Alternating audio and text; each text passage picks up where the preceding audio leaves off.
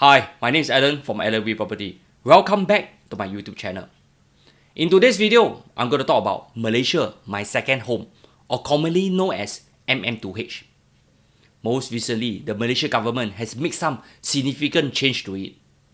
I know at this junction, some of you will say this scheme will be less attractive after a Straits Times article ran a story on it. This especially so for the compulsory acquisition of a property and holding it for 10 years. Okay, I hear your concern. But do you want to hear my side of the story?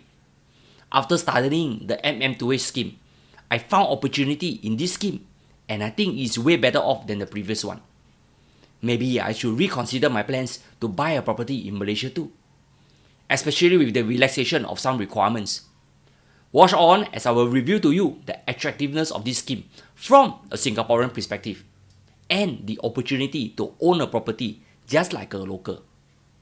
If you can still remember my theory about venturing overseas, eat like a local, shop like a local, and buy a property where the locals are staying, you wouldn't go very far from it. Without further ado, let's dive straight into the discussion. Based on what is stated on the Malaysia government website, the Malaysia My Second Home, or MM2H, was introduced by the Malaysia government as a way for non-Malaysian to retire and live in Malaysia for an extended period. In June 2024, Malaysia government has made changes to the MM2H. Key changes to the program include the introduction of a 3-tier system, namely silver, gold and platinum, as well as the compulsory purchase of a property and holding it for 10 years. Further, the government has also introduced a new category of visa for residents in financial or special economic zone. Why the changes? Some of you here may ask. Well, as abstracted from freemalaysiatoday.com, it explained that the government is relaxing the requirement by rolling out 3 MM2H categories, where previously there was only 1. They have also removed the onerous monthly income and liquid asset requirement. They have also lowered the minimum fixed deposit to 150,000 USD or 700,000 ringgit for the 5 years visa. The revamp program seeks to attract more long-term residents. This will boost the economy by a few ways. Firstly, by removing the onerous financial criteria so that more can qualify. Secondly, Malaysia is looking at targeting high net worth individuals without satisfying a wider pool of applicants. This means they are targeting more affluent foreigners with less stringent financial requirements. And lastly, mandatory property purchase to reduce property oversupply. These are the main reasons why the program was revamped. I think this is a good move, except only the last part. We will revisit it later again. Let's talk about the previous MM2H criteria. The visa period was only for 5 years. A 1 million in Malaysia fixed deposit and addition 50,000 per dependent are required. Liquid asset of at least 1.5 million ringgit and 40,000 monthly income. There was also no compulsory property purchase. Let's say from a Singaporean perspective, 1 million in Malaysia fixed deposit or 290,000 Sing dollar. Okay lah, this one no problem for most of our better off seniors. Liquid asset of at least 1.5 million ringgit. Liquid asset is an asset that can easily be converted into cash within a short amount of time, such as cash, cash equivalent, money market accounts, marketable securities, short-term bonds or account receivable. This means it's about 430,000 Sing dollar, all dumped in stock or bonds. Bang, where got so much money? This means to qualify for this scheme, one need to have close to 2.5 million ringgit or 700,000 Sing dollar. You siao bo. Plus, you need to be working and drawing 40,000 ringgit or 11,000 Sing dollar per month. Here, most retirees are not working already. How to qualify like that? Unless you are a working professional with a strong income. However, if you belong to the high net worth individual, I think the revamped MM2H scheme may appeal to them. This is a good opportunity for those with strong disposable income who may have plans to live in Malaysia for good. Here, let's go into the 3 categories. For the first category, this is the silver category. The visa period is valid for 5 years. Participants must deposit a minimum of 150 USD or 200 Sing dollar. Okay, this was small case for most Singaporean retirees. There is also no requirement for liquid asset and monthly income. This means by shaking your leg at home, you can also qualify. However, there is a mandatory minimum property purchase of 600,000 ringgit or 172,000 Sing dollar. Wow, this one is very exciting already. However, to take note, the applicant is not allowed to sell the property for 10 years unless they upgrade to a more expensive property. Here, let's use Penang Island as a reference point for this video. Penang is well known for its great food, the laid-back seafront lifestyle, and diverse culture. It's an island that is popular for most Singaporeans to retire in.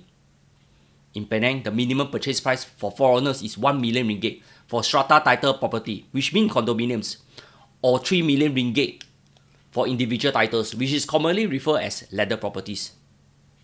For MM2H, the state made a concession. MM2H holder with the visa on the passport, they are allowed to buy a maximum of 2 units at 600,000 ringgit, regardless of strata or individual title. However, they must make sure that they have the visa on their passport first. From the third unit onwards, they have to follow the foreigner requirement.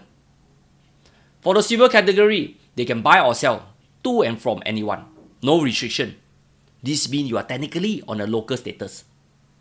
As I take a quick look into iProperty Malaysia property portal, one can go for the 3-bedroom freehold condo near the city area. You can either go for the new launch condo in Penang. You can go online and explore more by yourself. Face the sea, near amenities. I think this is the kind of project Singaporeans are very familiar with. Plus, at very attractive price point. Then, for those who want to live on a landed property, because you cannot own one in your lifestyle in Singapore, then just proceed. But before you do so, please consult local property agents to assist you. Which area is better and so on. For the second category, this is the gold category. The visa period is valid for 15 years. Participants must deposit a minimum of 500,000 USD. The minimum property purchase price is 1 million RM or 288,000 Sing dollar. This is also pretty attractive too. This will open up a lot of options for you. For the last category, this is the platinum category. The visa period is valid for a good 20 years. Participants must deposit a minimum of $1 million. The minimum property purchase is 2 million ringgit or 575,000 Sing dollar. My only concern is if you have plans to exit in the future, there are not many buyers of such. Unless you can go for landed homes in choice location favored by locals, then your exit strategy will be safer. Here, some of you will ask me, Alan, why lose money buying such homes? Well, in the 500,000 to 600,000 range, this is a price point that the majority of Malaysians can afford. I think selling and buying wouldn't face much issues. This means you are playing the property game at the local level. I think the risks are manageable. Anyway, buying a property in a foreign country comes with foreign exchange risks, policy risks and others. You have to manage it like all other investment asset classes. As for the long holding period of 10 years, I think the intention is very clear. They do not want investors or flippers to flood their property market. They want genuine buyers who are buying for their own stay. Here, if you are concerned about Malaysia property value doesn't appreciate in value or may even depreciate, you no worry. As long as you don't sell, your Singapore property will do.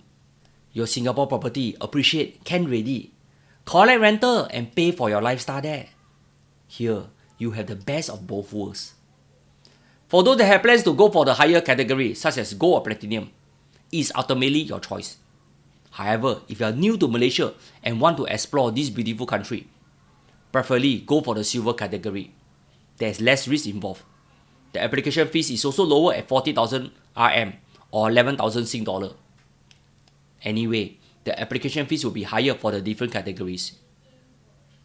Please note, there is also a yearly government renewal fees payable. Here, for those that are keen to find out more about the cost involved and the application process, you can contact me via the following link and I will link you up with the authorized personnel for the MM2H program. Before I end this video, I would like to share that Malaysia has very good Japanese restaurants. Their standard is of the highest quality and I am hardly left disappointed. Hope you enjoy them as much as I do. See you soon.